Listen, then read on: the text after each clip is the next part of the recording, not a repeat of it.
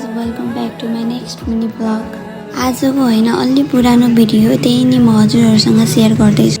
त्यो दिन बिहानै उठेँ किनभने मम्मीसँग नेपालगञ्जतिर सपिङ गर्न जाने प्लान थियो। बिहान उठेर अलि रेडी भएँ, मेकअप गरेँ अनि निस्किनु अघि मेरो सबैभन्दा मनपर्ने कुरा बिहानको चिया पिएँ। त्यसपछि मम्मी र म नेपालगञ्जतिर सपिङ गर्न निस्कियौँ। बाटोमा जाँदै गर्दा वरिपरिको ठाउँहरू हेर्दै सानो सानो मोमेन्ट पनि क्यामेरामा क्याप्चर गर्दै गयौँ।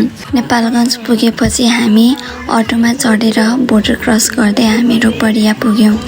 त्यहाँको बाटो बजार र भिडभाड एकदमै थियो अनि हामी प्राय कपडा किन्ने ठाउँ रामदूतकोमा गयौँ।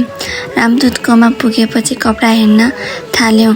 त्यहाँ साडीहरू हेर्दै गर्दा मम्मीलाई एउटा रेड कलरको साडी मन पर्यो अनि मैले नि लगेको थिएँ साडी। त्यसपछि फेरि रिक्सामा चढेर बोर्डर साइडतिर फर्कियौँ।